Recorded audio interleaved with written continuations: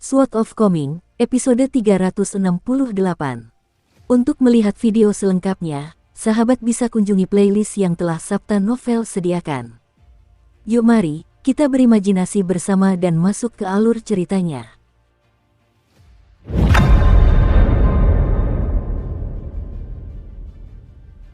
Setelah menunggu sejenak, Dumao tetap menolak untuk menunjukkan dirinya. Zuo Yu mengarahkan pandangannya ke arah gunung leluhur sambil terkekeh, masih belum keluar bahkan setelah itu. Seperti yang diharapkan dari kultivator tingkat Ascension, wajahmu begitu tebal sehingga bahkan pedang terbangku pun kemungkinan besar tidak akan mampu menembusnya. Pada saat yang sama, Zuo Yu tiba-tiba menyadari sesuatu yang aneh. Di tengah perjalanan mendaki gunung leluhur, berdiri seorang kultivator tingkat giok tak terpoles tua di samping sekelompok paviliun yang indah. Tampaknya dia sedang melindungi seorang wanita muda dengan kemampuan kultivasi yang cukup baik. Saat ini, semua orang menatapnya dengan ekspresi aneh, dan dia adalah kultivator tingkat gerbang naga yang masih sangat muda. Begitu menyadari tatapan Zuo Yu, dia langsung menundukkan kepalanya dengan ketakutan. Alis Zuo Yu sedikit mengerut saat melihat ini. Banyak murid Sekte Daun Payung telah mendatangi gunung leluhur secara serentak, dan tampaknya mereka semua mencarinya. Kultivator tingkat giok tak terpoles tua yang berdiri di sampingnya mungkin adalah pelindung daunnya, dan tampak marah, tetapi dia tidak berani melawan Zuo Yu. Wanita muda itu memiliki kepribadian yang sangat pemalu, dan dia mulai menangis pelan di tengah tatapan semua orang. Jika sebuah sekte kultivasi ingin mendominasi semua sekte lain, maka sebenarnya itu adalah tugas yang sangat mudah untuk dicapai. Sekte tersebut hanya perlu memiliki kultivator yang paling kuat. Di masa lalu, Sekte Daun Payung memiliki kultivator terkuat dan seni kultivasi yang dapat membawa seseorang langsung ke tingkat 5 atas, sehingga meletakkan dasar yang kuat. Saat ini, Sekte Daun Payung juga memiliki kultivator terkuat, memungkinkan mereka untuk mengalahkan kekuatan lawan lainnya hingga tunduk, yang pada dasarnya memberikan sekte dan murid-muridnya status tak tersentuh. Di masa depan, mereka juga harus memastikan bahwa mereka memiliki kultivator terkuat untuk menjaga agar semua orang tetap tunduk. Jika tidak, pembalasan akan datang dengan cepat dan brutal dari semua orang yang telah mereka tindas di masa lalu. Balas dendam adalah hidangan yang paling enak disajikan dingin, dan ini terutama berlaku bagi para kultivator yang memiliki umur jauh lebih panjang daripada manusia biasa. Bukan hal yang aneh jika seseorang merencanakan balas dendamnya selama berabad-abad, bahkan ribuan tahun. Wanita muda yang bereinkarnasi ini adalah seorang kultivator tingkat giok tak terpoles di kehidupan sebelumnya. Butuh hampir 30 tahun pencarian yang melelahkan bagi sekte tersebut untuk menemukannya, dan itu pun setelah seorang kultivator di sekte tersebut yang mahir dalam seni ramalan menunjukkan area umum tempatnya berada. Setelah itu, kultivator lain dari sekte tersebut menunggunya selama beberapa dekade dengan menggunakan nama samaran, dan beberapa tahun setelah ia lahir, kultivator itu akhirnya berhasil membawanya kembali ke sekte setelah pertempuran yang melelahkan. Harapan besar tertumpu padanya, dan dia diharapkan menjadi salah satu tokoh terkemuka sekte tersebut di masa depan. Dari segi status, dia mirip dengan Huang Ting dari Gunung Kedamaian dan Ketenangan. Namun, dia tidak memiliki basis kultivasi yang sama dengan Huang Ting, dan tampaknya juga tidak memiliki sifat-sifat bawaan dan tak berwujud yang dibutuhkan untuk melangkah jauh di jalan kultivasi. Penguasa surgawi tua dari Gunung Kedamaian dan Ketenangan serta pemimpin sekte Song Mao secara teratur memarahi Huang Ting karena selalu membuat masalah, tetapi di dalam hati, mereka sangat senang dengan sifatnya yang berani dan pantang menyerah. Adapun wanita muda ini, bakat kultivasinya luar biasa, tetapi kepribadiannya agak terlalu lembut. Dia telah meninggalkan gunung untuk bepergian dan mengasah hati daunnya beberapa kali di masa lalu, dan setelah kembali, penilaian yang diberikan sekte kepadanya selalu penuh dengan pujian yang tinggi, tetapi pada akhirnya, selalu ada satu atau dua komentar tentang bagaimana kepribadiannya agak terlalu penakut dan kurang tegas. Namun, karena status istimewanya, tidak ada yang berani mengkritiknya, dan klan paling terkemuka dari Sekte Daun Payung, memperlakukannya seperti kebanggaan dan kesayangan mereka. Alasannya ada dua. Pertama, di kehidupan sebelumnya, dia adalah kultivator tingkat giok belum dipoles. Kedua, juga di kehidupan sebelumnya, dia adalah ibu dari Dumao. Secara umum, Hanya sekte kultivasi dan klan abadi yang sangat kuat yang mampu melakukan keajaiban menemukan tokoh terkemuka masa lalu dalam wujud reinkarnasinya. Zuo Yu sedikit terkejut melihat ini, dan dengan satu tangan memegang pedangnya, dia menggaruk kepalanya sendiri dengan tangan lainnya, tampaknya merasa sedikit bersalah karena telah menakut-nakuti seorang wanita muda yang tidak bersalah. Itu cuma bercanda, jangan dianggap serius. Itu lebih seperti kiasan. Aku sebenarnya tidak bermaksud melakukan apapun padamu, jelasnya.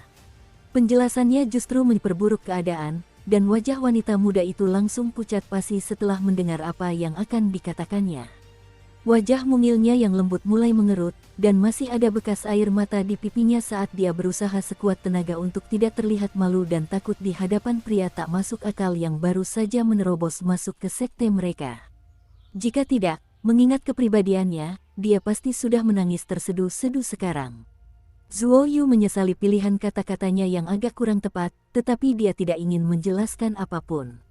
Ki kecil tidak begitu pandai berurusan dengan wanita, sementara Cui Dongshan sedikit lebih baik dalam hal ini.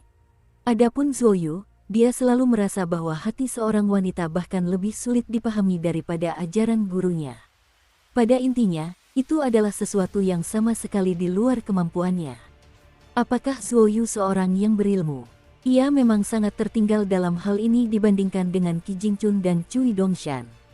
Ia tidak pernah menyukai belajar, dan semua buku yang dibacanya dipaksakan kepadanya oleh sang bijak cendekiawan. Namun, ia tetaplah seorang individu yang sangat berpengetahuan. Setidaknya, cendekiawan bangsawan atau berbudi luhur rata-rata di akademi bahkan tidak layak untuk berdiskusi akademis dengan Zuo Yu. Orang harus menyadari bahwa sumber paling awal dari energi pedangnya berasal dari buku-buku, serta ukiran tebing dan lempengan terukir yang tak terhitung jumlahnya. Selain itu, untuk mendukung latihannya, Qi Jingchun telah menemaninya dalam perjalanan panjang yang menempuh jarak yang tak terukur. Zuo Yu menghela napas pelan sambil mengarahkan pandangannya ke benua ilahi bumi tengah. Saat ia mengalihkan pandangannya, ia mendapati seorang pendekar pedang muda yang sangat berbakat berdiri di samping wanita muda itu. Pemuda itu menatap Zuo Yu dengan tatapan tajam dan keras kepala, dan ia enggan berpaling meskipun energi pedang Zuo Yu membakar matanya. Zuo Yu melirik suatu titik di gunung leluhur, lalu berkata, "Aku tahu apa yang kau coba lakukan, Dumao. Kau bisa mencobanya, dan aku akan menunggumu." Setelah itu, dia membuat celah lain di penghalang yang mengelilingi gunung leluhur dengan tebasan pedangnya yang santai, lalu berjalan keluar. Sejak saat itu, di malam hari, Zuo Yu akan melayang di udara, beristirahat dengan mata tertutup di dekat perbatasan wilayah sekte daun payung. Begitu matahari mulai terbit, dia akan menggunakan ki pedang dan niat pedangnya untuk menghancurkan manifestasi fisik dari keberuntungan gunung dan air di sekte tersebut, seperti gunung tertentu, bentangan sungai tertentu, pohon besar yang berharap menjadi roh, paviliun yang menekan energi yin, atau harta penaklukan yang terkubur di bawah tanah. Hanya sedikit energi spiritual yang hilang, sehingga secara kasat mata, kerugiannya tidak tampak terlalu besar, tetapi pada kenyataannya, konsekuensinya sangat parah. Jika berbicara tentang kekayaan suatu negeri, hal yang tak terduga seperti itu hanya dapat disimpan di tempat-tempat tertentu. Jika dibiarkan berkeliaran tanpa arah, maka tidak akan ada yang berani mengklaimnya karena tidak ada yang tahu apakah itu akan membawa keberuntungan atau malapetaka. Zuo Yu bagaikan seorang petani tua yang sedang mengolah tanah ketika ia mulai menggali fondasi sekte daun payung. Karena letaknya yang dekat dengan perbatasan, sebagian energi spiritual mau tidak mau merembes keluar dari sekte tersebut, dan awalnya, tidak ada seorang pun dari sekte itu yang berani keluar untuk mengambil kembali energi spiritual tersebut dan membawanya kembali ke dalam sekte. Namun, kerugian ini terlalu besar untuk ditanggung, sehingga sekte daun payung mengirimkan seorang kultivator tingkat inti emas dalam misi yang pada dasarnya adalah misi bunuh diri untuk mengumpulkan energi spiritual dengan sebuah artefak. Untungnya bagi kultivator itu, Zuo Yu bahkan tidak repot-repot meliriknya. Sebaliknya, dia turun ke permukaan sungai besar, dan urat-urat energi spiritual yang dipelihara di sungai itu langsung hancur. Terinspirasi oleh perkembangan ini, seorang kultivator tingkat inti emas lainnya muncul dari sekte tersebut, mengikuti Zuo Yu dari jarak puluhan kilometer untuk dengan hati-hati mengumpulkan energi spiritual sebelum melakukan yang terbaik untuk mengembalikannya ke dalam air dan memulihkan urat energi spiritual yang hancur di dalamnya. 10 hari berlalu, dan Zuo Yu serta para kultivator sekte daun payung hidup berdampingan secara harmonis. Zuo Yu terus menebar kekacauan dimanapun dia berada, sementara para kultivator sekte daun payung membersihkan kekacauan yang dia buat sebisa mungkin. 10 hari lagi berlalu, dan sekte tersebut mencabut pembatasan keluar, mengirim beberapa kultivator tingkat 5 menengah di bawah tingkat inti emas untuk mengikuti Zuo Yu. Mereka semua melakukannya dari jarak puluhan kilometer dengan perasaan campur aduk di hati mereka. 10 hari lagi berlalu, dan banyak kultivator muda dari tingkat 5 bawah mulai ikut serta dalam aksi tersebut. Untungnya bagi mereka, Zuo Yu terus mengabaikan mereka sama sekali. Setelah periode matahari dingin utama, tidak lama lagi tahun baru akan tiba. Ada sebuah pepatah di kalangan manusia, pergantian tahun adalah rintangan sulit yang harus diatasi setiap tahun. Setelah berkuasa di benua daun payung selama bertahun-tahun, ini adalah pertama kalinya sekte daun payung mengalami betapa sulitnya rintangan pergantian tahun itu. Suatu hari, sekte daun payung merencanakan penyergapan dengan cermat yang melibatkan 2 kultivator tingkat giok belum dipoles dan hampir 10 immortal bumi, tetapi Zuo Yu mampu menyingkirkan mereka semua dengan satu tebasan pedangnya. Setelah itu, ia menyimpang dari rute asalnya, mengunjungi sebuah gunung terlarang di dekat gunung leluhur. Gunung itu telah diberikan kepada seorang kultivator tingkat giok tak terpoles di masa depan untuk dijadikan tempat tinggal abadi mereka, dan hanya dengan satu tebasan pedangnya, Zuo Yu membelah gunung itu menjadi 2 dari atas ke bawah, menciptakan ngarai besar, lalu ia pergi begitu saja tanpa mengucapkan sepatah kata pun. Sejak saat itu, dia terus menggerogoti sekte daun payung sedikit demi sedikit. Tidak lama kemudian, semua sekte besar dan kultivator di atau di atas tingkat awal di benua daun payung mengetahui apa yang terjadi di sekte daun payung, tetapi karena akademi tidak ikut campur, tidak ada yang berani datang dan melihat sendiri apa yang terjadi. Kecuali satu orang, Jiang Sangzhen. Sesampainya di sana, ia membungkuk dalam-dalam dan formal sebagai tanda permintaan maaf kepada Zuo Yu, dan setelah mengamati sekte daun payung yang hancur parah untuk beberapa saat, ia tiba-tiba tertawa terbahak-bahak. Saat ia melakukan perjalanan ke selatan untuk kembali ke sekte tablet giok, ia memastikan untuk terbang sangat lambat, melayang-layang di udara untuk mengejek para murid sekte daun payung di bawahnya. Akibatnya, dia hampir tewas di tempat oleh tebasan pedang Zuo Yu, tetapi bahkan saat dia melarikan diri untuk menyelamatkan nyawanya, dia masih tertawa terbahak-bahak kegirangan. Suatu hari, seorang wanita muda muncul di hadapan Zuo Yu, mengamatinya dengan malu-malu dari kejauhan sambil bertanya dengan suara gemetar, "Mengapa kau menghancurkan keberuntungan sekte kami tanpa alasan?" Pada saat itu, Zuo Yu sudah menjadi sosok yang dikenal di sekte daun payung. Beberapa murid sekte mengira dia tidak akan bisa mendengar pembicaraan bisik-bisik mereka tentang dirinya, tetapi kenyataannya, dia bisa mendengarnya sejelas seolah-olah mereka berteriak di depannya. Setelah mempertimbangkan pertanyaan wanita muda itu sejenak, dia menjawab, "Semua orang di sekte Anda tampaknya yakin bahwa Dumao adalah anugerah dari surga yang akan membawa sekte ini ke tingkat yang lebih tinggi, tetapi jika Anda bertanya kepada saya, dialah yang akan membawa sekte ini pada kehancurannya. Seharusnya Anda tidak pernah melahirkannya." Ekspresi marah dan malu muncul di wajah wanita muda itu. Ia ditemani oleh pendekar pedang muda yang juga diharapkan menjadi bagian dari fondasi kemakmuran sekte daun payung selama 1000 tahun ke depan, dan dibandingkan dengan wanita muda yang pemalu itu, ia memiliki kepribadian yang jauh lebih konfrontatif dan kasar. Ia membawa pedang panjang yang diberikan langsung kepadanya oleh Dumao di punggungnya, dan matanya dipenuhi kebencian saat ia menyatakan, "Kau akan mati oleh pedangku suatu hari nanti." "Oh, kalau begitu, mungkin aku harus menyingkirkanmu sekarang agar ramalanmu tidak menjadi kenyataan," kata Zuo Yu sambil tersenyum geli. Pemimpin sekte daun payung masih belum sepenuhnya pulih dari luka-lukanya, dan dia buru-buru turun dari langit, memposisikan dirinya di depan pemuda dan gadis muda itu untuk melindungi mereka sambil meminta maaf kepada Zuo Yu. "Tolong jangan hiraukan dia, yang mulia pendekar pedang. Dia hanya sedang bertindak gegabah." Zuo Yu duduk dengan kaki bersilang di atas tebing sambil berkata, aku pernah mendengar bahwa para kultivator sekte daun payungmu selalu punya kebiasaan menyerang siapapun yang tidak mereka sukai penampilannya. Jika kau tidak bisa mengalahkan mereka, maka kau akan mengumumkan bahwa kau berasal dari sekte daun payung, dan setelah kembali ke sekte, kau akan menceritakan kisah sedih kepada para seniormu, yang kemudian akan mengirim lebih banyak orang untuk mengejar orang-orang yang gagal kau kalahkan. Apakah aku salah? Pemimpin sekte itu hanya bisa memberikan senyum masam sebagai tanggapan. Kau pasti berpikir dalam hati, lalu kenapa kalau itu benar? Kan? Zuo Yu terkekeh. Ekspresi pemimpin sekte itu langsung berubah drastis. Dia menamparkan pemuda itu dengan keras dan berteriak, berlutut dan bersujudlah sebagai tanda permintaan maaf kepada pendekar pedang yang terhormat ini. Teruslah bersujud sampai dia menyuruhmu berhenti. Lebih baik aku mati. Bentak pemuda itu melalui gigi yang terkatup rapat saat darah mulai menetes dari sudut bibirnya. Zuo Yu tersenyum sambil berkata, saat ini, aku tidak lagi tertarik untuk mendidik pendekar pedang yang sombong dan sok jenius sepertimu. Para seniormu lah yang bertanggung jawab atas keadaanmu sekarang, jadi sebagai pemimpin sekte, kau bisa menerima tebasan pedang lagi dariku atas pelanggaranmu.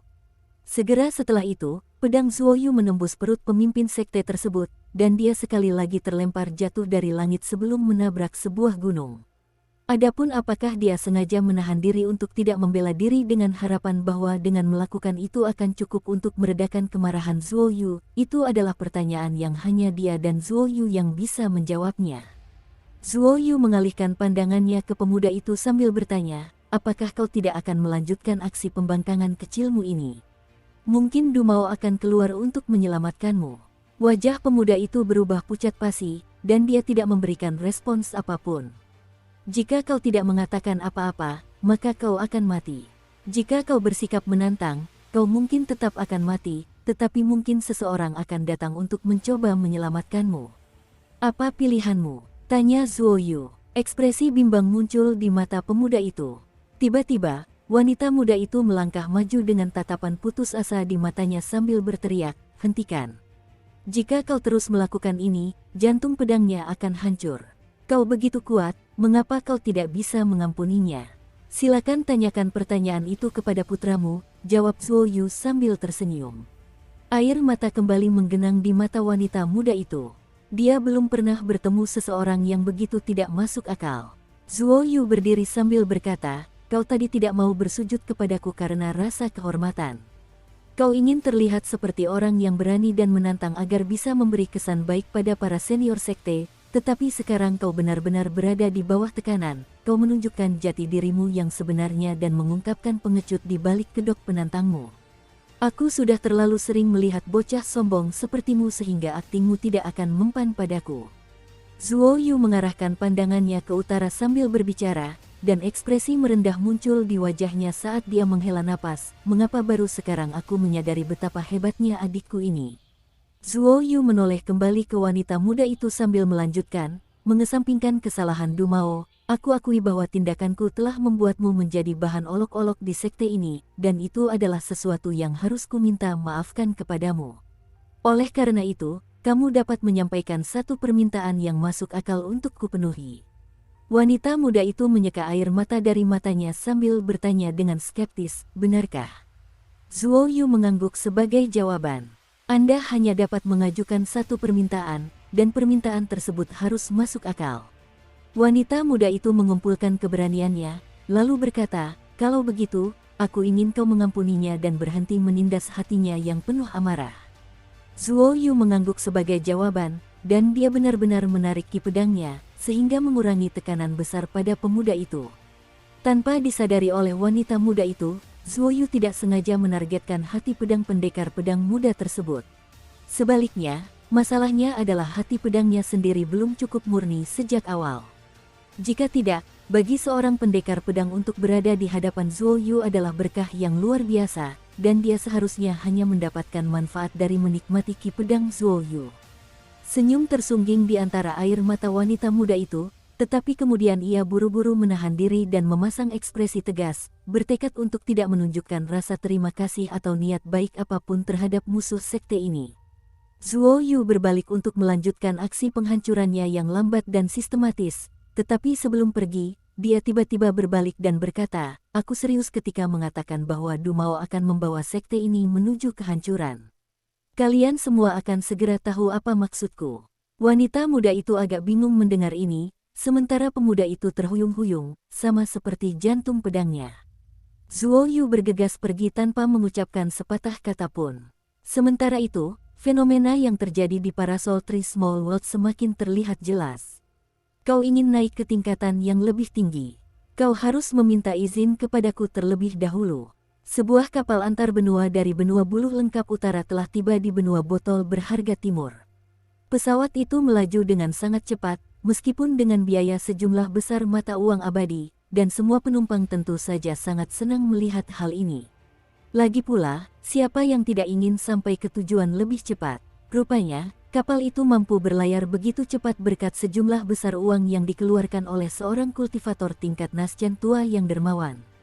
Salah satu penumpang kapal itu adalah seorang pria pendek dan gemuk yang tinggal di salah satu kamar termurah di lantai bawah, dan dia sangat jarang keluar. Dia tampak seperti seorang seniman bela diri sejati, tetapi tidak ada yang bisa mengetahui tingkat kultivasinya secara pasti. Fakta bahwa tingkat kultivasinya tidak dapat diidentifikasi sudah lebih dari cukup untuk memberitahu beberapa ahli pemurnian Qi yang lebih cerdas di kapal bahwa dia bukanlah orang yang bisa dianggap remeh. Dikatakan bahwa ada 3 tingkatan terpisah untuk praktisi bela diri tingkat ke-10, yaitu tingkat Qi yang berkembang, tingkat penyederhanaan, dan tingkat keilahian. Setelah meninggalkan puncak singa, aura Lier terus meningkat sepanjang waktu, dan entah bagaimana dia telah mencapai tingkat penyederhanaan. Ini adalah kabar baik bagi Lier, dan sekarang dia merasa lebih percaya diri dalam kemampuannya untuk menghancurkan aula leluhur orang-orang yang telah berbuat salah kepada Zheng Dafeng. Di kota Nagatua, klan Fan terus berdiam diri, dan di mata sebagian besar orang di aula leluhur, ini tidak berbeda dengan menyerah dan menunggu kematian. Klan Matahari juga bersikap low profile. Meskipun telah memilih untuk menyatakan ketundukannya kepada klan Fu sejak awal, mereka tampaknya tidak bersemangat untuk menunjukkan kesetiaan mereka. Seperti biasa, toko obat das seperti area terlarang terpisah yang tidak didatangi siapapun. Chen Pingan duduk di belakang meja kasir dengan bagian terkecil dari 3 keping platform pembunuh naga diletakkan di atasnya. Pertama dan ke-15 mengasah kemampuan mereka sambil terbang bolak-balik di atas bagian platform pembunuh naga dengan riang, mengirimkan percikan api ke segala arah. Sementara itu, Chen Pingan sedang menghitung barang-barang miliknya.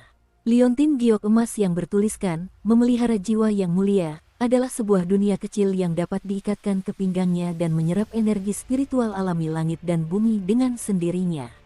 Namun, dia tidak bisa mengenakannya saat ini karena bertentangan dengan formasi di toko obat debu dan energi yin bawaan jiwa yin klan Zhao. Dia hanya akan mampu mewujudkannya setelah pergi ke tempat lain yang memiliki energi spiritual yang melimpah. Pei Qian sangat menyukai liontin giok itu, dan sambil berdiri di dekat konter, dia mengelus dan mengaguminya untuk waktu yang sangat lama, tetapi akhirnya tidak tega meminta izin kepada Chen Pingan untuk membawanya pergi dan bermain-main dengannya. Saat ini, Chen Pingan hanya bisa menyembunyikan liontin giok itu untuk sementara waktu. Namun, dibandingkan dengan liontin giok, avatar jiwa yang Dumao jauh lebih mengkhawatirkan bagi Chen Pingan. Itu adalah tubuh seorang immortal sejati, mirip dengan tubuh Cui Dongshan saat ini. Ada banyak ketentuan yang harus dipatuhi dalam menggunakan tubuh ini, dan jika dia bisa menggunakannya dengan baik, maka itu akan sangat menguntungkannya, tetapi kesalahan sekecil apapun dapat merusak tubuh tersebut dan mengubahnya menjadi sesuatu yang sama sekali tidak berguna. Dibandingkan dengan memurnikan barang yang terikat, ini adalah tugas yang jauh lebih sulit. Langkah pertama dikenal sebagai membuka pintu. Tubuh abadi adalah tubuh yang benar-benar tak terkalahkan, tubuh yang bahkan serangan habis-habisan dari pedang terbang terikat milik pendekar pedang tingkat 5 menengah pun tidak akan mampu meninggalkan bekas.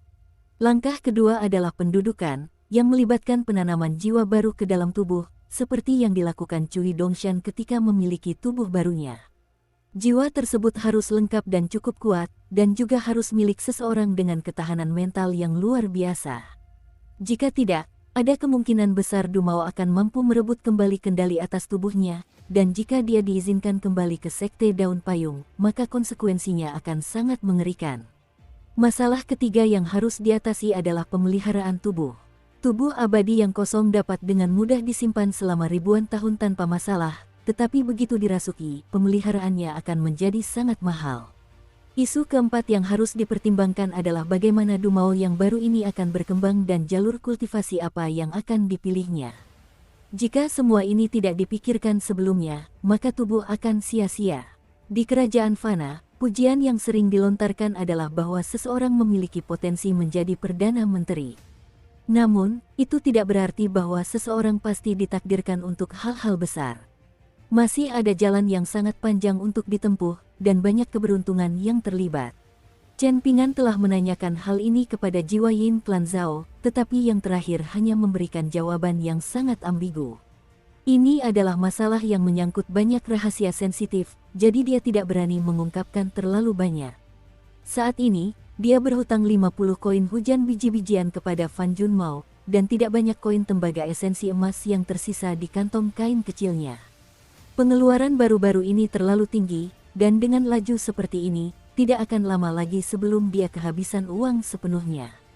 Sebelumnya, Pei Qian telah membuat pernyataan yang cukup menarik tentang bagaimana waktu berlalu seperti pedang terbang, melesat dalam sekejap sebelum menghilang tanpa jejak. Chen Ping'an merasa uang di sakunya lenyap lebih cepat daripada pedang yang melayang. Dia mendesah pelan sambil menyimpan tablet giok itu. Lagi pula tidak akan ada pelanggan yang mengunjungi toko obat itu, jadi dia membiarkan First dan 15 terus mengasah kemampuan mereka sesuka hati. Pertama dan ke-15 telah mengalami banyak pertempuran akhir-akhir ini, dan akibatnya, pedang mereka menjadi jauh lebih tumpul dari sebelumnya. Menurut Jiwa Yin Clan Zhao, jika dia terus menggunakan mereka dengan cara ini, maka pada akhirnya, pedang mereka akan retak dan itu akan menjadi masalah besar. Namun, masalah tersebut dapat diatasi dengan membiarkan mereka memakan bagian dari platform pembunuh naga ini. Itu hanya sepotong kecil dari platform pembunuh naga, tetapi itu adalah sesuatu yang hanya bisa diimpikan oleh banyak pendekar pedang di dunia, dan dapat dijual dengan harga yang sangat tinggi berupa koin hujan gandum. Ada alasan mengapa hampir semua pendekar pedang tanpa pendukung yang kuat sangat miskin. Bahkan Liang telah menumpuk beberapa hutang besar selama perjalanannya melintasi benua ilahi bumi tengah sebelum pergi ke Gunung Stalaktit. Meskipun demikian, tidak semua pengeluarannya digunakan untuk pemeliharaan pedang. Faktanya, sebagian besar pengeluarannya didedikasikan untuk menutupi biaya perbaikan yang dilakukan oleh sekte-sekte tertindas dan kurang beruntung yang ditemuinya. Sudah menjadi rahasia umum bahwa para pendekar pedang paling kesulitan menabung. Alasannya sederhana sekaligus rumit. Sederhananya, satu-satunya hal yang perlu mereka beli hanyalah pedang mereka, jadi mereka bahkan tidak perlu memikirkan harta benda lainnya. Meskipun begitu, pedang terbang jauh lebih sulit dirawat daripada harta karun lain yang digunakan oleh pemurniki. Jika seorang pemurniki benar-benar kekurangan dana, mereka selalu dapat menjual beberapa barang milik mereka untuk mendapatkan uang, tetapi apa yang bisa dijual oleh seorang pendekar pedang? Pedang terbang terikat mereka.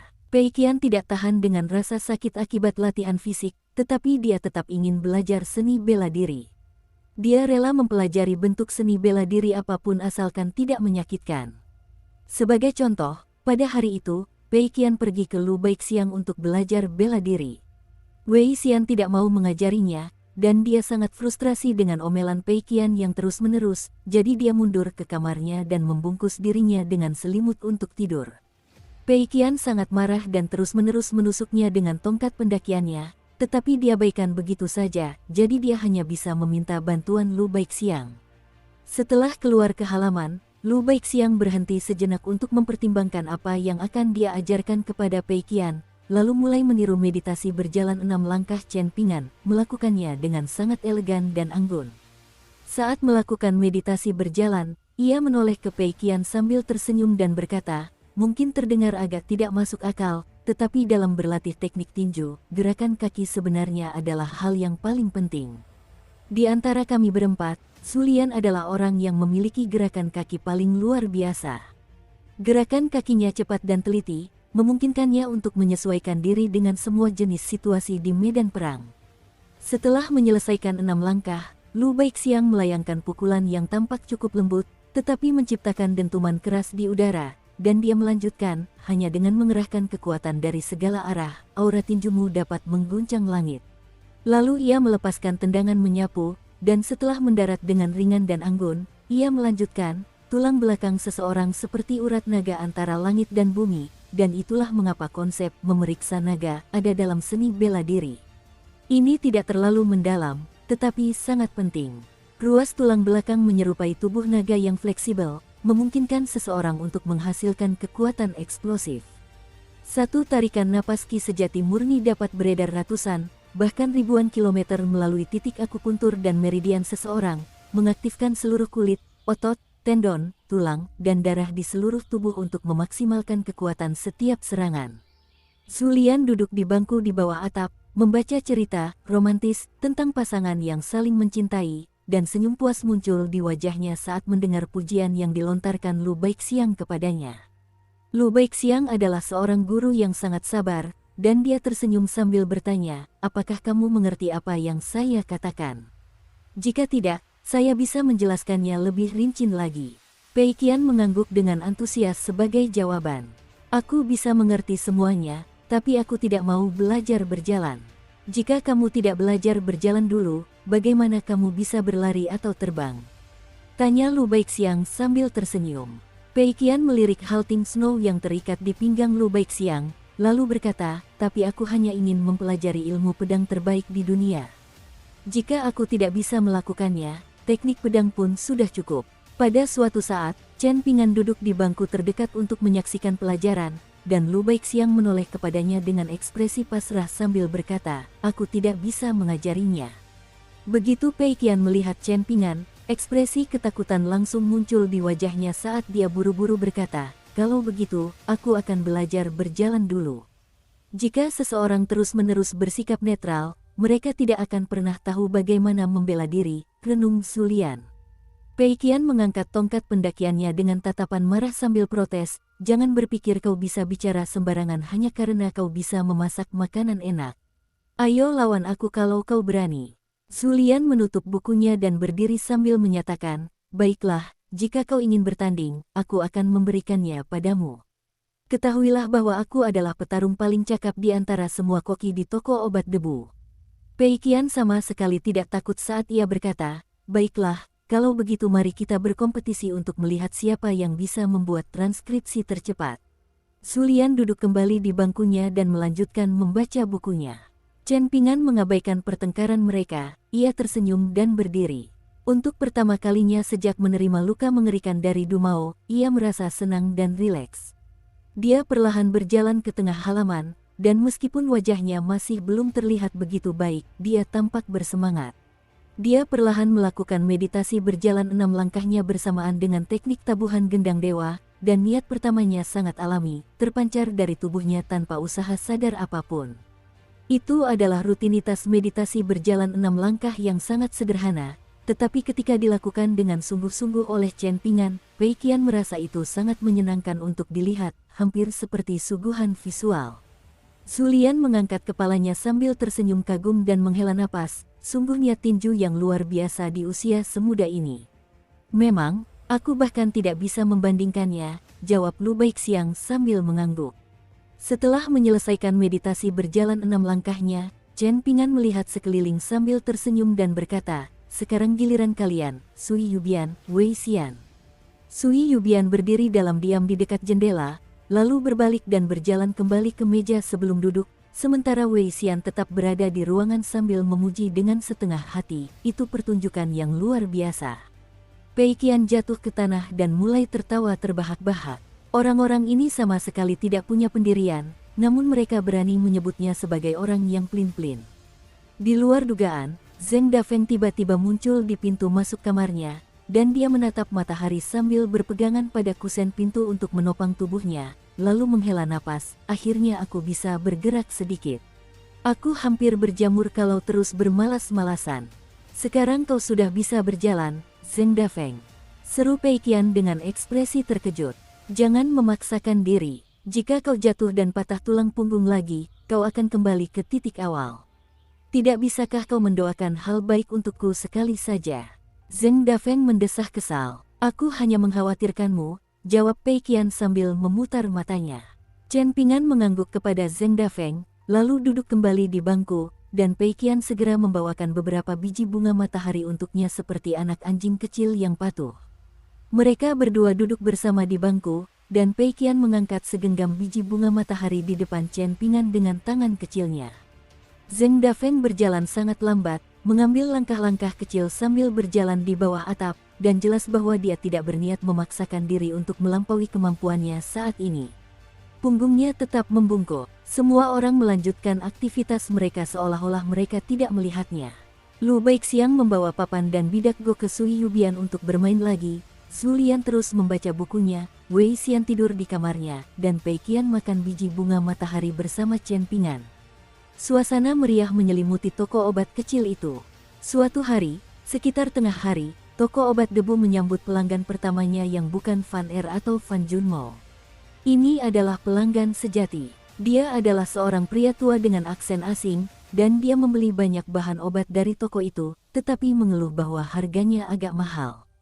Jiwayin Klan Zhao memperingatkan Chen Pingan melalui transmisi suara bahwa ia hanya dapat mengatakan bahwa lelaki tua itu memiliki basis kultivasi tingkat gerbang naga yang sangat kokoh dan terkonsentrasi. Chen Pingan tidak gentar. Setelah menghadapi Dumau tingkat Ascension, dia menjadi jauh lebih tenang dalam menghadapi kultivator kultus kuat. Chen Pingan telah diliputi pencerahan setelah mendengar pesan dari sang bijak terpelajar yang disampaikan kepadanya oleh Roh Pedang. Prinsip-prinsip dunia selalu ada, dan sebagian orang memperlakukannya seperti harta berharga yang harus dijunjung tinggi, sementara yang lain memperlakukannya dengan hina dan bahkan mungkin berusaha keras untuk menginjak-injaknya. Bukan prinsipnya yang salah. Sebaliknya, masalahnya terletak pada orang-orangnya. Secara khusus, Roh Pedang telah berbicara secara rinci tentang cendekiawan Konfusianisme tua yang memimpin wilayah utara benua Daun Payung. Tampaknya konsekuensi yang dideritanya atas pelanggarannya cukup berat, dan ada kemungkinan dia akan diusir dari kuil Konfusianisme sama sekali. Setelah mendengar hal ini, Chen Pingan tak kuasa merenungkan kompleksitas sifat manusia. Dukung terus channel YouTube Sabta Novel. Cendekiawan Konfusianisme yang lanjut usia itu adalah salah satu dari 72 orang suci di kuil Konfusianisme, namun bahkan dia pun telah melakukan sesuatu yang sangat tidak masuk akal dan sepenuhnya bertentangan dengan etika Konfusianisme. Namun, terlepas dari pelanggarannya, apakah adil untuk mengatakan bahwa pengetahuan dan prinsip-prinsipnya tidak memberikan dampak positif apapun pada Majestic World? Tentu saja tidak. Bahkan, ia jelas memberikan dampak positif yang cukup signifikan pada Majestic World.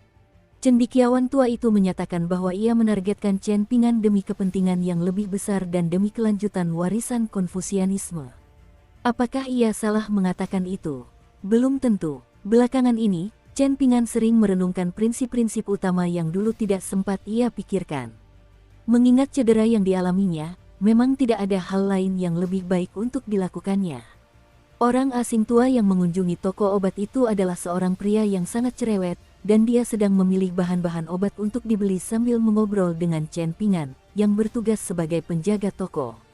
Sambil membayar belanjaannya, lelaki tua itu tersenyum dan bertanya, "Apakah kau ingin mendengar nasihat dariku, anak muda?" Jiwa Yin Klan Zhao bersembunyi di balik bayangan, dan dia langsung sedikit menegang setelah mendengar ini. "Silakan," Chen Pingan mendorong sambil tersenyum. Pria tua itu melihat sekeliling sejenak, lalu berkata dengan serius, "Saya mengerti bahwa Anda berpikir kualitas produk Anda saja sudah cukup untuk menarik pelanggan ke tempat Anda, tetapi terkadang Anda membutuhkan lebih dari itu. Mengapa Anda tidak mempekerjakan beberapa wanita cantik untuk membantu Anda?" Chen Pingan menggelengkan kepalanya sebagai jawaban. "Tidak apa-apa, meskipun bisnis agak lesu, itu cukup untuk bertahan hidup. Tidak baik bagi seseorang seusiamu untuk terdengar seperti orang tua yang sinis," kata lelaki tua itu sambil terkekeh. Chen Pingan tersenyum dan tidak memberikan tanggapan. "Mungkin kau bisa tahu dari aksenku bahwa aku bukan berasal dari sini," lanjut lelaki tua itu.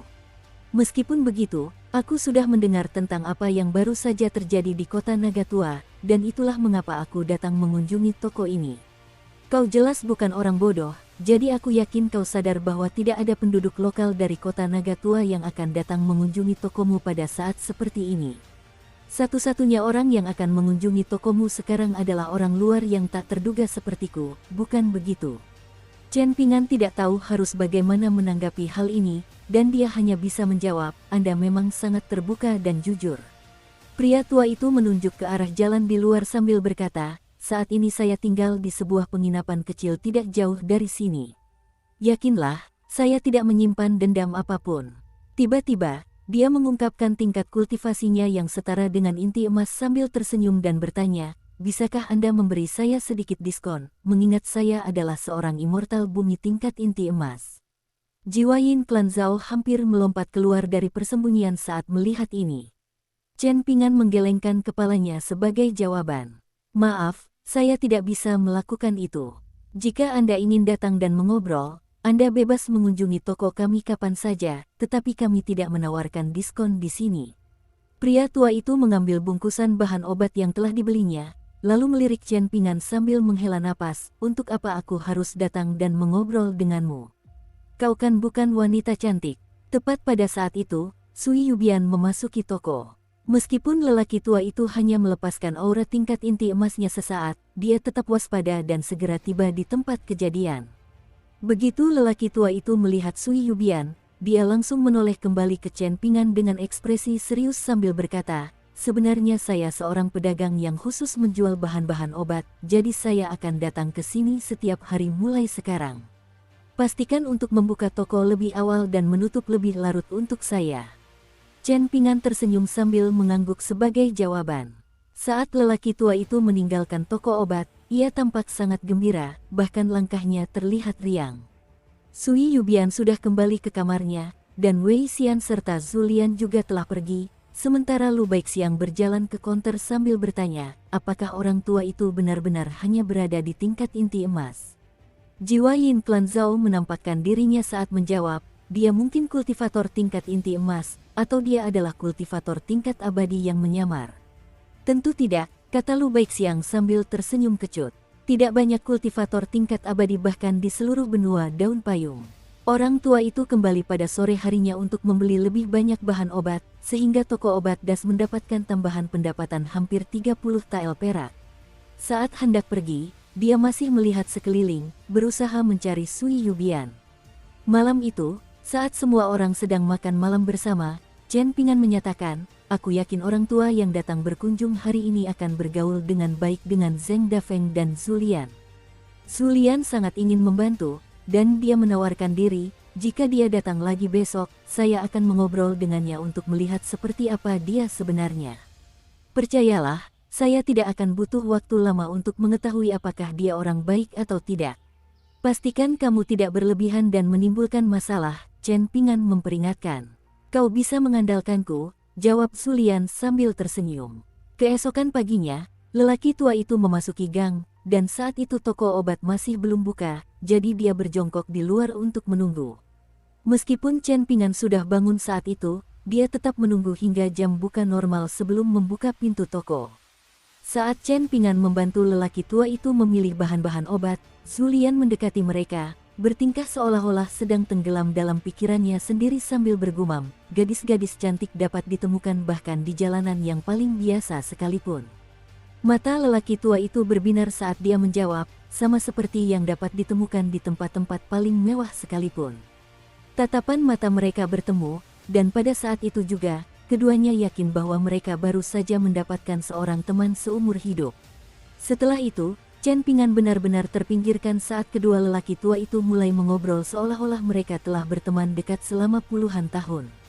Pagi itu, toko obat debu memperoleh keuntungan 80 tael perak. Chen Pingan tidak menguping pembicaraan karena tidak ingin bersikap tidak sopan, jadi setelah lelaki tua itu pergi, dia bertanya kepada Zulian apa yang telah mereka berdua bicarakan. Zulian tersenyum sambil menjawab, saya berbicara dengan senior tua itu tentang beberapa bahan bacaan dan buku-buku yang kami berdua suka baca.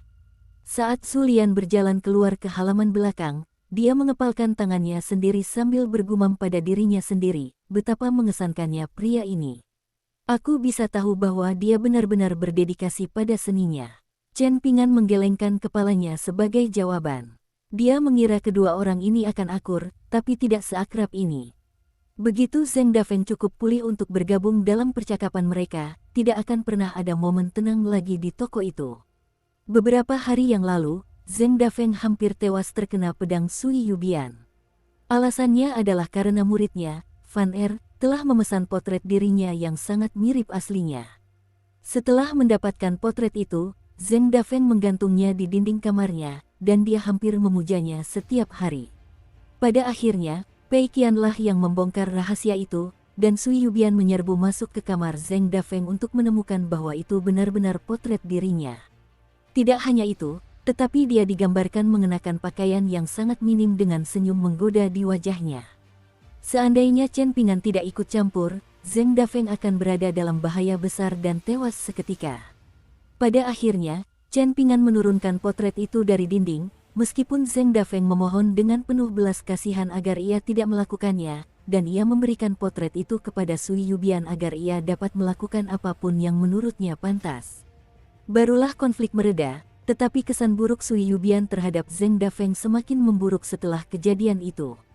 Terlepas dari upayanya dalam menengahi konflik, Chen Ping'an tidak bernasib lebih baik daripada Zheng Dafeng. Alih-alih menghancurkan potret itu, Sui Yubian memberikannya kepadanya dengan seringai dingin, mengatakan bahwa dia harus menyimpannya, mengingat dia dan Zheng Dafeng sama-sama bajingan mesum. Setelah merenungkan rangkaian peristiwa yang mengarah ke insiden tersebut, Chen Ping'an memutuskan bahwa Pei Qian bersalah karena membocorkan rahasia, dan dia menyeretnya pergi dengan menarik telinganya untuk memaksanya menyelesaikan transkripsi 1.500 karakter. Fan Er cukup cerdas karena ia menahan diri untuk tidak mengunjungi toko itu lagi setelah mengantarkan potret tersebut. Jika tidak, Chen Ping'an pasti akan memukulinya habis-habisan. Akhir tahun semakin dekat, dan beberapa persiapan harus dilakukan untuk musim liburan. Fan Junmao mengunjungi toko tersebut, memberitahu Chen Ping'an bahwa klan Fu telah menghubungi klan Fan secara pribadi. Fuqi secara pribadi telah mengunjungi Fan Junmao dan berjanji bahwa klan Fu akan menawarkan sejumlah besar kompensasi kepada toko obat debu. Pei Qian, Wei Xian, dan Sui Yubian pergi berbelanja. Sui Yubian hanya memutuskan untuk pergi karena dia tidak tahan dengan permohonan Pei Qian yang terus-menerus. Pada hari itu, lelaki tua yang biasa datang ke toko obat untuk mengobrol dengan Zulian setiap hari, duduk di persimpangan antara jalan dan gang di luar toko, berpura-pura tidak mengganggu siapapun sambil sesekali melirik Sui Yubian yang lewat. Belakangan ini, Zulian menjadi semakin rajin dan teliti dalam membaca. Pria tua itu telah memberinya banyak buku baru yang jelas berkualitas sangat tinggi, dan dia hampir begadang setiap malam selama beberapa hari terakhir untuk membaca. Saat trio Pei Qian kembali dari perjalanan belanja mereka, hari sudah malam. Chen Ping'an menutup toko, lalu duduk di bangku sebelum menyesap anggur obat pemurnian dasar di labu penunjang pedangnya. Setelah bermain di luar seharian penuh, Pei Qian tidur sangat awal. Tentu saja, dia telah menyelesaikan transkripsinya sebelum itu. Lu Baixiang melangkah mendekat ke sisi Chen Ping'an, lalu duduk di sampingnya, dan keduanya mengobrol tentang beberapa kisah menarik di dunia ini. Lu Baixiang mendapati kisah-kisah ini sangat membuka wawasan, dan ia merenungkan bahwa kekuatan-kekuatan terkemuka di tanah suci bunga teratai tentu bisa meniru beberapa praktik yang digunakan oleh sekte-sekte di dunia ini. Lu Baixiang menghela napas pelan, lalu berkata dengan suara sungguh-sungguh, ini benar-benar dunia yang sama sekali berbeda. Ada begitu banyak nuansa yang perlu dipertimbangkan bahkan dalam hal menerima murid di sini. Tanah suci bunga teratai tidak bisa dibandingkan. Lalu dia menoleh ke Chen Ping'an sambil tersenyum dan berkata, pantas saja kau begitu tegas pada Pei Qian. Chen Ping'an mengangguk sambil menjawab, mengangkat murid memang tugas yang sangat sulit. Bukan hanya tentang mengajar apapun yang kau suka. Awalnya, aku tidak ingin mengajar Pei Qian. Setelah itu, aku berubah pikiran, tetapi aku tidak berani mengajarnya. Sekarang, aku tidak tahu apa atau bagaimana cara mengajarnya. Chen Ping'an mengangkat kepalanya untuk menatap langit malam sambil melanjutkan, Zulian selalu suka bercanda tentang betapa pelin-pelannya Pei Qian, tentang bagaimana dia bergoyang dari sisi ke sisi seperti sehelai rumput tergantung arah angin bertiup. Namun, menurutku itu tidak selalu buruk. Setiap orang selembut sehelai rumput saat masih kecil, tetapi pada tahap itu, sangat penting bagi sehelai rumput untuk berakar dengan kuat. Sehelai rumput akan selalu bergoyang tertiup angin, tetapi selama berakar kuat di tanah, ia tidak akan pernah tersesat. Setelah itu, sehelai rumput berkembang menjadi tunas bambu. Sebagian orang membenci bambu dan bersumpah untuk menebang semua bambu di bawah langit, tetapi banyak cendekiawan sangat menyukai bambu, dan bahkan ada dunia kecil laut bambu di dunia ini. Setelah itu, tunas bambu tumbuh menjadi pohon yang perkasa. Dalam perjalanan saya di masa lalu, saya ditemani untuk beberapa waktu oleh seorang pendekar pedang yang sangat kuat. Jika mengingat kembali sekarang, saya merasa dia memandang saya seperti saya memandang Pei Qian sekarang. Sama seperti saya saat ini menilai karakter Pei Qian, dia juga diam-diam menilai karakter saya. Saat itu, aku baru saja mulai berlatih teknik tinju. Tidakkah dia bisa mengajariku ilmu pedang tingkat lanjut? Tidakkah dia bisa memberiku seteguk anggur obat yang diseduh menggunakan inti binatang? Tidakkah dia bisa mengajariku seni kultivasi penyempurnaan tubuh tingkat atas? Tidakkah dia bisa memberiku banyak harta karun? Dia bisa dengan mudah melakukan semua itu tanpa berkedip sedikit pun, tetapi dia tidak melakukannya. Mengapa dia tidak melakukan itu? Aku tidak pernah mempertimbangkan pertanyaan ini sebelumnya, dan bahkan setelah aku mulai mempertimbangkannya, aku tidak dapat menemukan jawabannya. Itu sampai Pei Qian datang ke dalam hidupku. Sang bijak terpelajar memberitahuku bahwa kita hidup di dunia yang sangat rumit, dan kita akan menemui banyak pemandangan berbeda dalam perjalanan hidup. Terkadang, kita akan menemukan masa-masa indah, sementara di lain waktu, kita harus berjuang melewati masa-masa sulit. Suara Chen Pingan perlahan menghilang, dan dia menyesap tegukan terakhir anggur obatnya malam itu. Saat itu, pipinya sudah memerah terang. Chen Pingan sangat jarang membahas hal-hal seperti ini dengan orang luar, dan dia hanya bersedia terbuka kepada Lu Baixiang karena dia merasa Lu Baixiang adalah tipe orang yang mampu memahaminya. Dia tidak mengerti mengapa dia merasa seperti itu, tetapi memang begitu adanya. Itu hanya firasat, sama seperti bagaimana Pak Tua Yao dan Ruan Qiong secara naluriah tidak ingin menerimanya sebagai murid mereka. Chen Pingan mengikatkan labu penunjang pedang ke pinggangnya, lalu mengusap wajahnya dan menghela napas pelan. Terlepas dari apa yang saya lihat di dunia, baik itu baik atau buruk, saya selalu ingin melihat lebih dalam, melihat sedikit lebih jelas. Jika itu adalah orang atau hal yang tidak terlalu penting, maka saya berusaha sebaik mungkin untuk melihat kebaikan di dalamnya. Hanya karena seseorang tidak menyukai saya atau memiliki idealisme yang bertentangan dengan saya, bukan berarti mereka adalah orang jahat. Di tanah berkah bunga teratai Anda, ada seorang ahli bela diri bernama Liu Zong, dan dia mengatakan sesuatu kepada saya yang menurut saya sangat menarik. Dia berkata, jalan di bawah kaki kita sangat lebar, jadi kita masing-masing dapat menempuh jalan kita sendiri tanpa masalah. Saya pikir dia benar sekali mengatakan itu. Namun, akan selalu ada orang baik dan orang jahat di dunia ini, dan di luar hal-hal yang benar atau salah secara mutlak, segala sesuatu lainnya berada di area abu-abu. Misalnya, kultivator tingkat ascension itu, Dumao, pasti telah melakukan banyak hal buruk dalam hidupnya, tetapi dia pasti juga telah melakukan beberapa hal baik. Bahkan, ada kemungkinan besar bahwa di Sekte Daun Payung, dia dianggap sebagai orang suci yang tak terhitung jumlahnya murid rela mengorbankan diri untuknya. Lu Baixiang dengan lembut meletakkan tangannya di lutut sambil tersenyum dan berkata, apakah kau pikir semua orang suka menyiksa diri seperti dirimu? Menghabiskan sepanjang hari merenungkan konsep benar atau salah seperti yang kau lakukan adalah usaha yang sangat menyiksa. Banyak orang mempelajari seni bela diri, teknik pedang, dan kemampuan abadi hanya untuk kepentingan mereka sendiri. Dalam proses membela orang lain, yang disebut pahlawan seringkali berakhir membunuh orang-orang yang dianggap jahat yang bahkan tidak mereka kenal, namun mereka dipuji secara luas atas tindakan mereka. Apakah itu benar atau salah? Jika seseorang membebaskan ayahnya dari penjara, membunuh banyak sipir dalam prosesnya, hanya untuk kemudian menjadi pejabat tinggi yang tercatat dalam buku sejarah sebagai orang yang dekat dengan rakyat dan putra yang sempurna, apakah itu benar atau salah?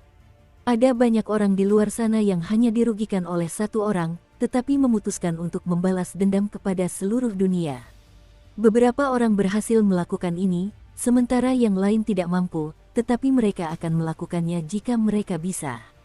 Dalam perjalanan hidup, sebagian orang melihat bunga di padang gurun, dan itu bisa membangkitkan harapan dalam diri mereka. Sementara itu, yang lain sangat pahit dan iri hati, sehingga yang mereka lihat di tanah hanyalah kotoran. Mereka terpaksa memakan kotoran sepanjang waktu karena betapa pahit dan tidak bahagianya mereka, dan mereka tidak tahan melihat orang lain tidak harus memakan kotoran. Lagi pula, bahkan kotoran pun bisa mengisi perut seseorang. Bagaimana kau tahu? Apakah kau pernah memakannya sebelumnya? Tanya Chen Ping'an dengan nada yang sangat tidak sopan. Lalu, dia buru-buru menambahkan, lupakan saja pertanyaan itu. Lu Baixiang sama sekali tidak terganggu oleh pertanyaan itu, dan dia memberikan jawaban yang sama sekali tidak diduga oleh Chen Ping'an, aku memang pernah makan kotoran sebelumnya. Chen Ping'an tidak memberikan tanggapan. Lu Baixiang sama sekali tidak tampak malu. Dia tersenyum dan melanjutkan, latar belakangku hampir sama dengan Wei Xian. Bahkan, aku berada dalam situasi yang lebih buruk darinya saat tumbuh dewasa. Aku menjadi yatim piatu di usia yang sangat muda, dan ada banyak orang jahat di kampung halamanku. Ketika saya berusia 14 tahun, saya dilempar ke dalam lubang kotoran oleh sekelompok preman, dan 2 dari mereka tetap berada di dekat lubang kotoran itu, memukul kepala saya dengan tongkat bambu begitu saya mencoba menjulurkan kepala. Karena itu, saya tidak punya pilihan selain menelan kotoran sampai perut saya penuh. Setelah itu, saya berhasil mendapatkan pisau. Lalu kau membunuh mereka satu persatu? Tanya Chen Ping'an. Tidak, jawab Lu Baixiang sambil menggelengkan kepalanya. Aku menangkap salah satu dari mereka saat dia terhuyung-huyung pulang dalam keadaan mabuk dan menusuk perutnya. Setelah itu, aku mengencingi diriku sendiri dan akhirnya tertangkap lalu dipenjara. Setelah itu, aku tidak bisa tinggal di kampung halaman lagi, jadi aku pergi menjelajahi dunia. Sejujurnya, aku hanya berusaha bertahan hidup. Suatu hari, keberuntunganku tiba-tiba berubah, dan hidupku tiba-tiba berubah drastis menjadi lebih baik. Aku memakan ramuan spiritual langka, lalu memperoleh seni kultivasi yang ampuh. Dari situ, aku terlibat dengan banyak pasangan romantis dan menemukan banyak belahan jiwa. Namun, aku selalu memiliki harga diri yang rendah, dan aku melakukan segala daya untuk membuat diriku tampak kaya dan berbudaya. Saya ingin menjadi seorang cendekiawan, dianggap elegan dan berbudaya oleh semua orang. Syukurlah, saya cukup pintar, dan saya cepat memahami sesuatu. Selain itu, apapun yang saya lakukan, saya selalu ingin menjadi nomor 1, menjadi yang terbaik, tetapi jika saya tidak bisa mencapainya, saya bisa melepaskannya dengan mudah. Aku tahu Su Lian berasal dari klan yang benar-benar kaya. Latar belakang Sui Yubian sedikit lebih buruk darinya, tetapi meskipun begitu, dia tetap berasal dari klan yang sangat kuat, dan karena keberuntungan, dia menjadi murid langsung dari sekte terbesar di Tanah Suci Bunga Teratai. Sangat sulit dipercaya bahwa kau adalah pendiri ortodoksi iblis di Tanah Suci Bunga Teratai. Senyum penuh kenangan muncul di wajah Lu Baixiang saat dia menjawab, dulu, ketika aku berada di puncak kekuatanku, tidak ada aliran lurus atau aliran iblis di dunia seni bela diri. Semua orang hanya ingin memberi sekte mereka nama yang terdengar keren. Aku merasa itu agak membosankan, jadi aku memutuskan untuk mendirikan ortodoksi iblis, hanya untuk menjadi lebih berbudi luhur daripada sekte lurus yang paling berbudi luhur sekalipun. Itulah yang menurutku paling menarik. Kau tak perlu memberitahuku apa yang terjadi pada ortodoksi iblis setelah kematianku, aku sudah tahu persis apa yang terjadi padanya. Setelah kau membaca cukup banyak buku sejarah, kau akan menyadari bahwa sejarah selalu berulang. Baik itu di istana kekaisaran atau dunia seni bela diri, semuanya tentang menggambar lingkaran. Terkadang, beberapa orang bijak yang berbudi luhur atau ahli bela diri yang luar biasa akan muncul, dan mereka akan mampu melangkah lebih jauh dan memperluas lingkaran tersebut sedikit, sementara mereka yang datang setelahnya mengulangi siklus ini. Terkadang, orang-orang juga akan berjalan semrawut tanpa arah atau tujuan, kata Chen Ping'an. Lu Baixiang mengangguk sebagai jawaban. Itulah yang terjadi di masa-masa kerusuhan, ketika nyawa manusia tidak lebih berharga daripada nyawa ayam dan anjing. Keduanya terdiam untuk waktu yang lama.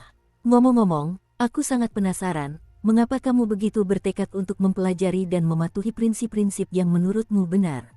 Tanya Lu Baixiang. Kurasa itu juga disebabkan oleh rendahnya rasa percaya diri. Bagaimana bisa? Seseorang selalu menginginkan apa yang tidak mereka miliki, bukan? Bisakah Anda menjelaskannya lebih lanjut? Orang tua saya meninggal dunia ketika saya masih sangat muda. Hidup sendiri, tidak ada yang memarahi saya, tetapi juga tidak ada yang memuji saya. Saya selalu ingin melakukan segala sesuatu dengan benar agar tetangga saya tidak membicarakan saya dengan buruk di belakang saya.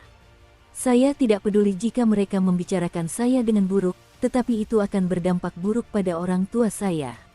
Selain itu, saya pernah mengalami kemiskinan yang sesungguhnya, jadi saya jadi takut akan hal itu. Karena itu, saya suka mendengar orang-orang mengutarakan prinsip-prinsip, dan saya juga menyukai uang. Saya tidak suka berutang uang kepada orang lain, dan saya juga tidak suka jika orang lain berutang uang kepada saya. Lu Baixiang terdiam cukup lama, lalu menjawab, "Itu sangat jujur darimu." Saat keduanya mengobrol, Su Lian duduk di bangkunya dan membaca bukunya, tanpa mengganggu percakapan mereka. Sementara itu, Sui Yubian juga berdiri di dekatnya dengan tangan terlipat di belakang punggungnya. Setelah mendengar Chen Pingan berbicara tentang ketidaksukaannya jika orang berutang uang kepadanya, dia mendengus dingin sebelum kembali ke kamarnya.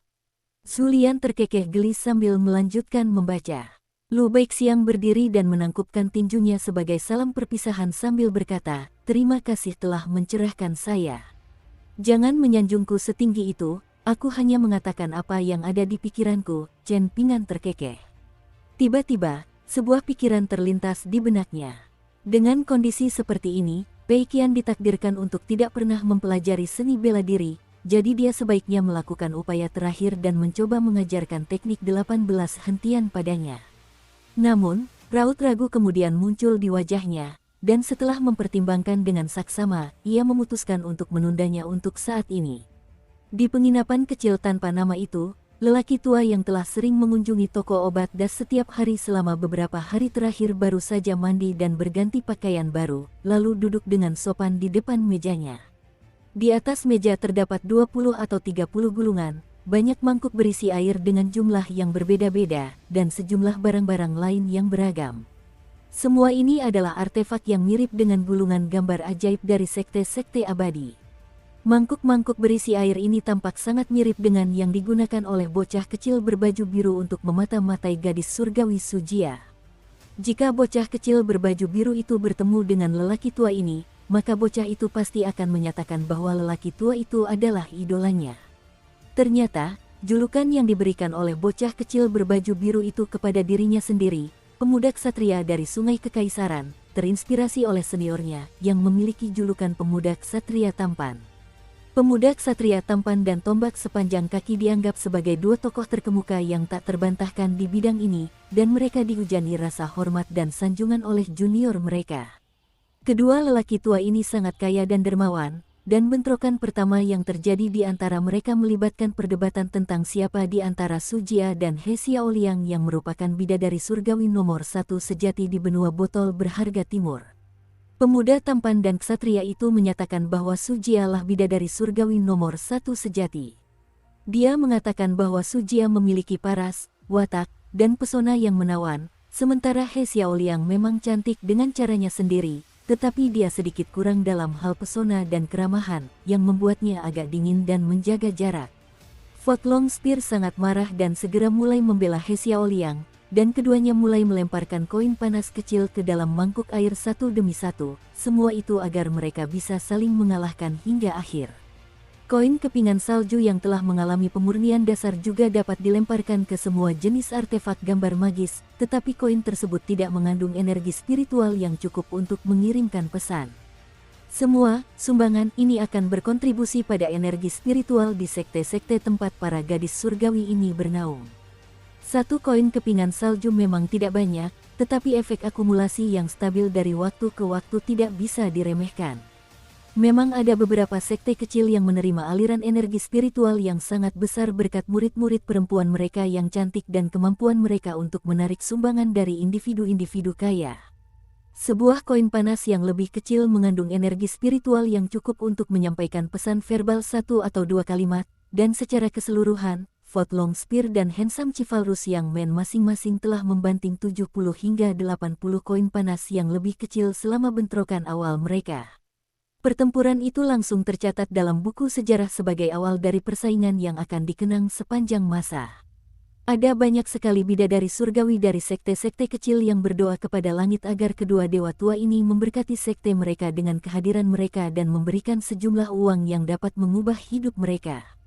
Fotlong Spear adalah pria yang pendiam, biasanya hanya memberikan sumbangan dalam diam, sementara handsome Chivalrous Young Man sangat banyak bicara, seringkali menyertakan pesan verbal yang keras dengan sumbangannya, dan dia sangat menikmati sanjungan dan rayuan genit dari semua gadis surgawi yang dia dekati. Tatapan lelaki tua itu menjelajahi meja cukup lama sebelum akhirnya tertuju pada sebuah gulungan gambar. Ia membuka gulungan itu, dan setelah menunggu sejenak, kabut mulai naik dari gulungan tersebut, membentuk gambar sebuah ruangan dengan perabotan sederhana namun elegan. Seorang gadis surgawi muda muncul dengan anggun sambil membawa pipa, dan ia diikuti oleh seorang pelayan wanita yang berdiri patuh di sudut di belakangnya saat ia duduk. Sang bidadari memainkan sebuah lagu dengan pipanya, tetapi tidak satu pun pesan verbal terdengar di kamarnya. Ini berarti tidak ada seorang pun yang menyumbangkan satu pun koin bernilai rendah. Atau, sumbangan semacam itu memang telah dilakukan, tetapi tidak disertai pesan lisan. Namun, hal itu sangat tidak mungkin. Gadis surgawi itu memasang senyum yang dipaksakan dan memberikan sambutan yang agak canggung. Dia bukanlah seorang pelacur profesional atau semacamnya, dan dia hanya dipaksa melakukan kegiatan penggalangan dana semacam ini oleh sektenya, jadi dia masih merasa sangat canggung dan tidak percaya diri.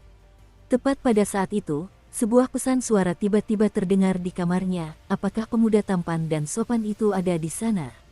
Hal ini langsung dijawab dengan tidak.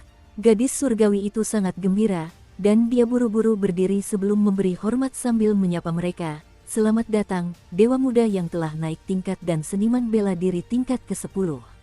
Ini adalah gelar alternatif untuk Fotlong Spear dan handsome Chivalrous Young Man. Gadis surgawi itu sangat gembira karena berhasil menangkap sepasang ikan sebesar itu, dan dia duduk kembali, bersiap untuk memainkan lagu lain dengan pipanya untuk kedua orang tua yang luar biasa kaya dan murah hati ini. Namun, saat ia melakukan itu, ia melihat pelayannya yang tak bergerak dari sudut pandangannya, dan tatapan dingin terlintas di matanya, tetapi ia tersenyum sambil berkata, "Kau seharusnya berterima kasih kepada para immortal terhormat ini, si Qiu." Pelayan wanita itu juga memberi hormat dengan membungkuk setelah mendengar hal itu. Setelah sang gadis surgawi menyelesaikan lagunya, lelaki tua di penginapan itu melemparkan koin panas kecil lainnya sambil berkata, "Pemuda tampan dan ksatria, aku telah tiba di kota naga tua. Bagaimana kalau kita berdua bertemu untuk minum?" Jawaban dari pemuda tampan dan berperilaku sopan itu sangat singkat dan lugas, "Pergi sana." Pria tua itu melemparkan koin lain yang nilainya lebih rendah.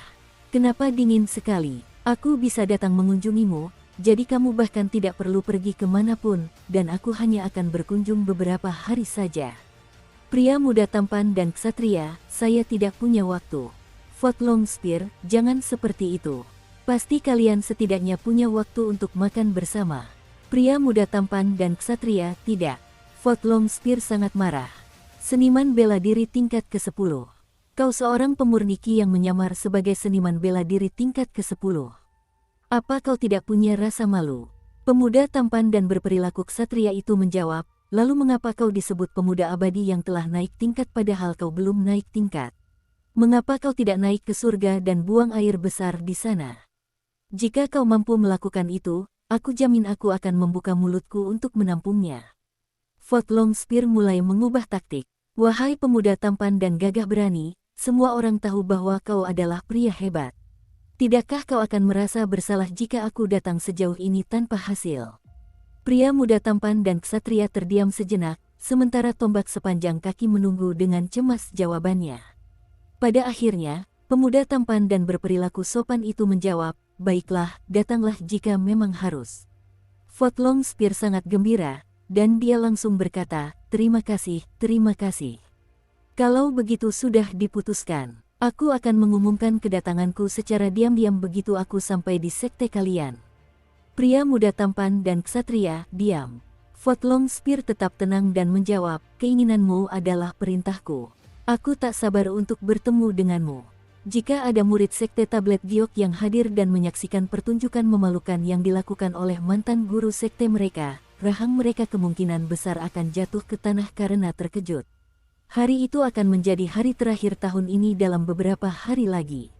Malam itu, setelah makan malam, Pei Qian membantu Su Lian membersihkan meja, dan setelah menyelesaikan transkripsinya, dia pergi ke toko untuk mencari Chen Ping'an. Chen Ping'an telah menuangkan kendi anggur yang dibawa Fan Junmo ke dalam labu penumbuh pedangnya. Paling banyak, dia hanya bisa minum 2 atau 3 teguk sehari. Jika dia minum lebih dari itu, maka itu akan berdampak buruk padanya. Seperti halnya segala sesuatu, berlebihan tidak pernah menjadi hal yang baik, dan tidak perlu banyak hal berlebihan untuk menimbulkan konsekuensi yang serius.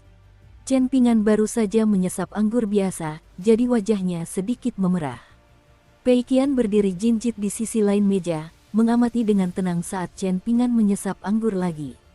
Chen Ping'an meletakkan labu penunjang pedangnya dan dengan santai bertanya, "Apakah kau merindukan tanah suci bunga teratai?" Pei Qian menggelengkan kepalanya sebagai jawaban. "Kamu tidak merindukan orang tuamu?"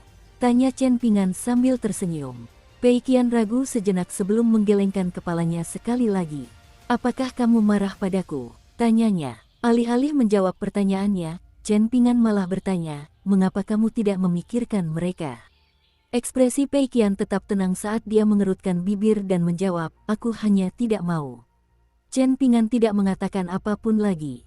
Pei Qian menyandarkan dagunya di atas meja, lalu menempelkan jimatnya ke dahinya.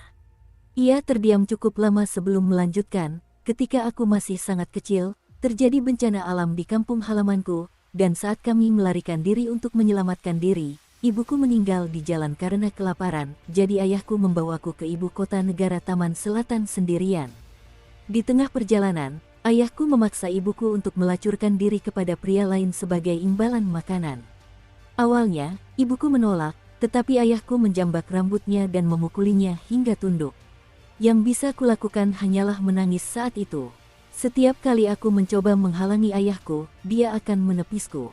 Dia seorang pria, jadi wajar jika dia lebih kuat daripada ibuku dan aku. Setelah itu, setiap kali ibu pulang membawa makanan, dia akan makan paling banyak, ibu akan makan lebih sedikit darinya, dan saya akan makan paling sedikit. Suatu kali, saya terbangun di tengah malam dan mendapati ibu diam-diam keluar untuk makan bakso kukus yang terlihat sangat kotor tanpa memberitahu saya. Saya tidak mengatakan apa-apa dan kembali tidur. Setelah itu, ibuku tampaknya jatuh sakit, tetapi ayahku tidak peduli. Dia menggendongnya di punggungnya, mungkin karena ibuku masih berguna baginya, tetapi suatu hari, ayahku memberitahuku bahwa ibuku telah mati kelaparan. Setelah itu, ayahku mencoba menjualku, tetapi dia gagal, jadi dia menyuruhku pergi mencuri. Aku sering tertangkap dan dipukuli, dan dia selalu memanggilku bodoh dan tidak berguna. Kami berjalan kaki sampai ke ibu kota, dan kami beruntung menemukan sebuah warung makan amal yang dibuka oleh seorang pria kaya. Warung itu membagikan bubur dan roti kukus putih yang lezat. Ayahku melahap makanan secepat mungkin ketika tiba-tiba, dia jatuh ke tanah dan meninggal, sepertinya karena kekenyangan.